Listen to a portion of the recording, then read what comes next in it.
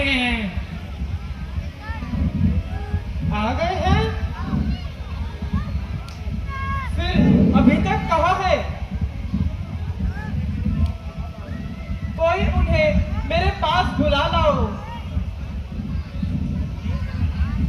लीजिए रानी जी, वो तो सामने से ही आ रहे हैं।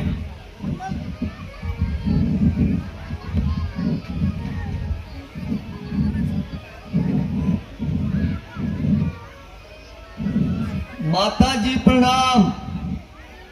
खुश रहो बेटा। माता जी प्रणाम। खुश रहो बेटा।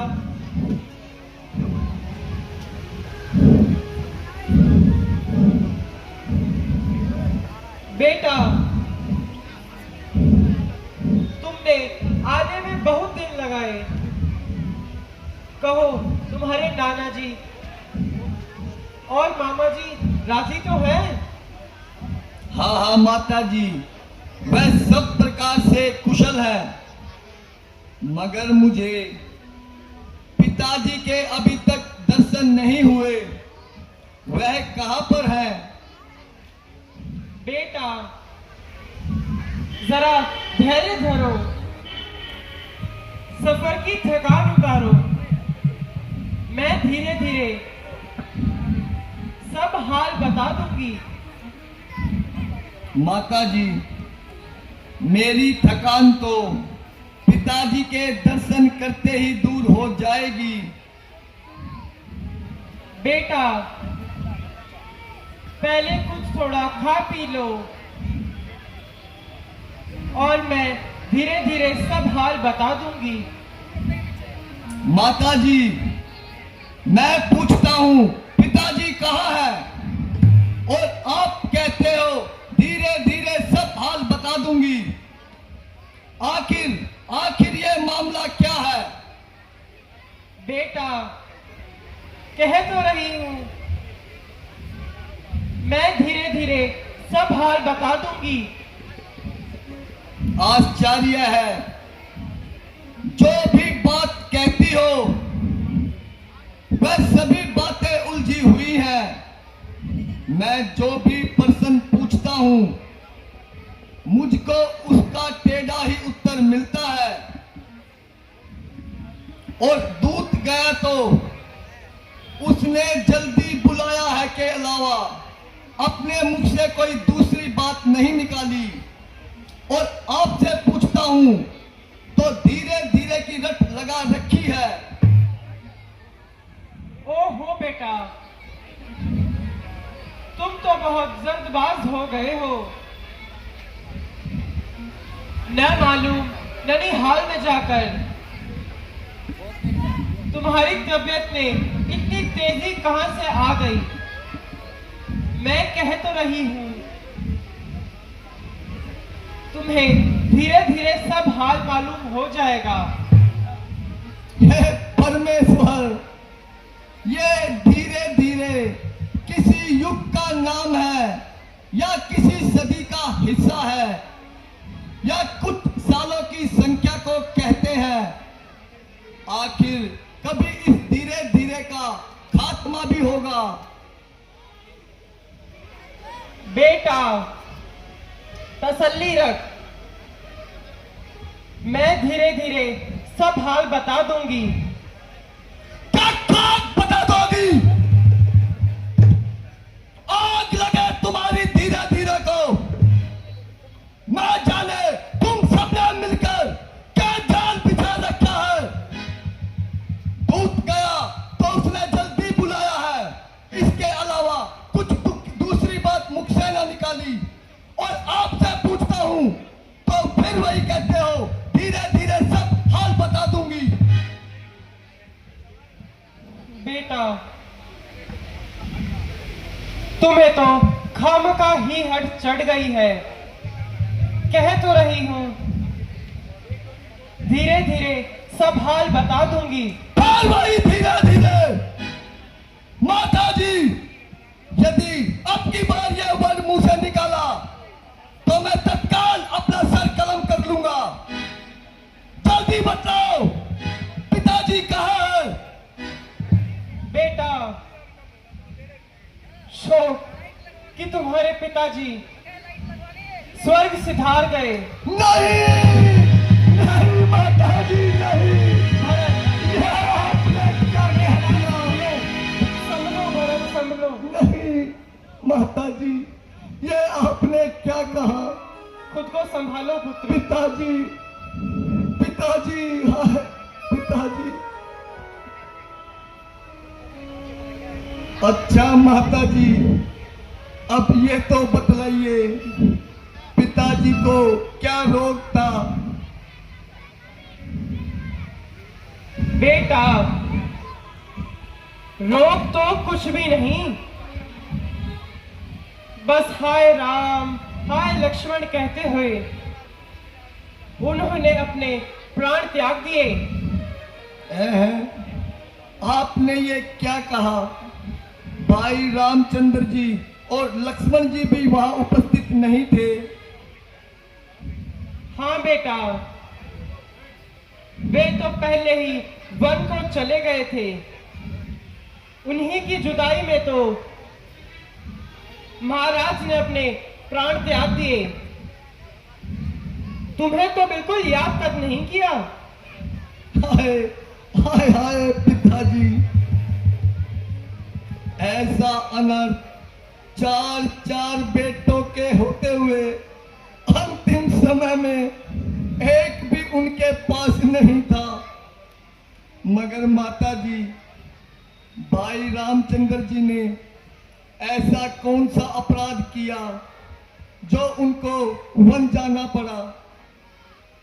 बेटा असल बात तो यह है कि महाराज ने रामचंद्र जी को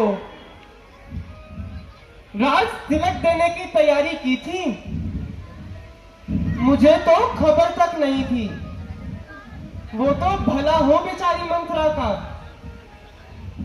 उसने मुझे सब हाल बता दिया। मैंने किसी समय महाराज से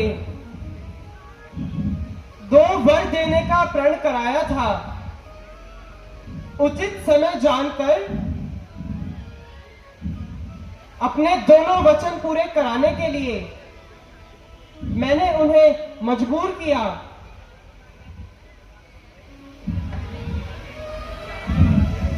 रामचंद्र को 14 वर्ष का वनवास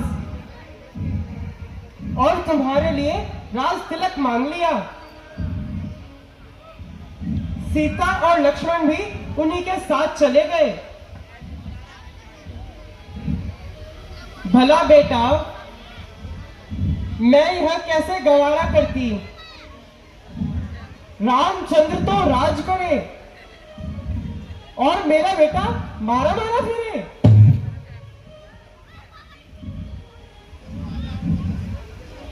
मैंने अपना कर्तव्य पूरा कर लिया।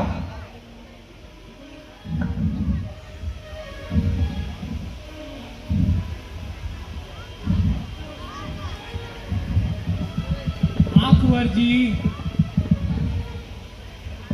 रानी जी बिल्कुल सच कह रही है। अब खुशी से राज संभालो और अपने दिल के अरमान निकालो। ए नमक हराम बच्चा, ये सब तेरी आग लगाई हुई है। तेरी अभी खबर लेता हूँ।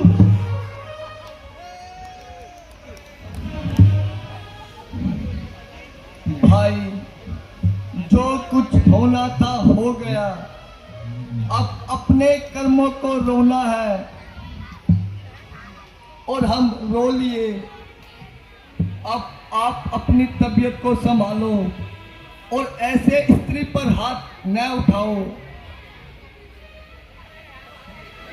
बस मेरे लाल, अब अधिक ना रो। बस, मेरी नजरों से दूर हो जा। बेटा, क्या तुझे मेरे से भी मोह नहीं रहा? खबरदार, जो मुझे बेटा कहा। क्या अब मेरा बेटा बनने से भी इनकार है? हाँ हाँ, इनकार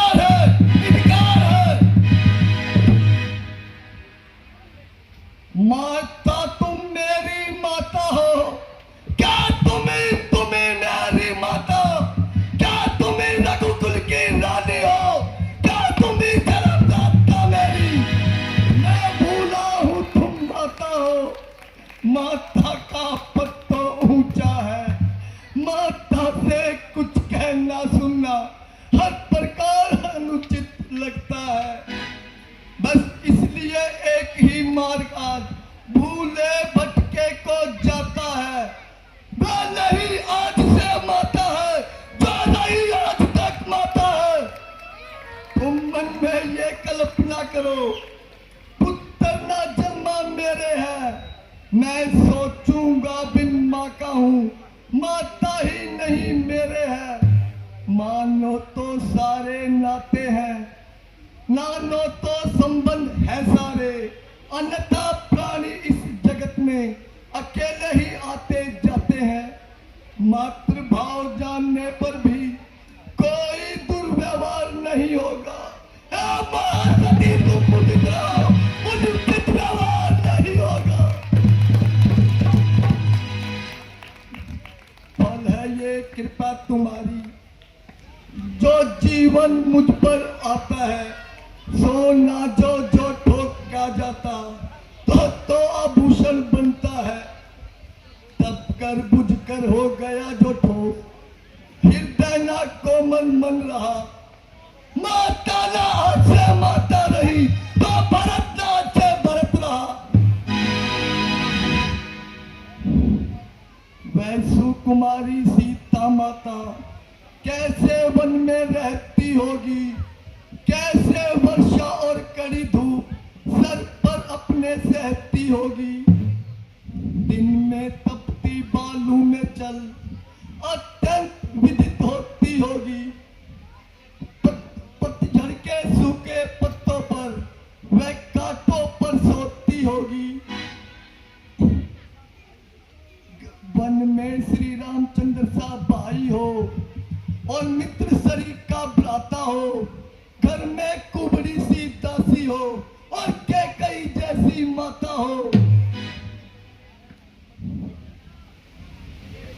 इतने दुखों पर भी ब्रज पड़ा, छोड़े हैं प्राण पिताजी ने, क्या देखने को यही विधाता मुझ जीवन मुझ में डाला है। शत्रुघ्न किनारे सरयू के तुम मुझको भी पहुंचा देना। जब भी हो पिता का अंतिम संस्कार, मेरी भी चिता जला देना। हाय पिताजी, आपके मरते ही तमाम जमाना शत्रु हो गया। बागी रामचंद्र जी उपस्थित नहीं है, अब हमारी धीर को कौन उठाएगा? प्यारे भाई, तुम्हारे लिए तो रामचंद्र मैं ही हूं, परंतु रामचंद्र तो मेरे लिए नहीं है। उठो भाई, चलो उस बेचारी मुसीबत की मारी माँ दुखियारी माता कौशल्या के पास चलते हैं। भरत मुझे छोड़कर मत जाओ। भरत, भरत ना जाओ। भरत, भरत मेरे लाल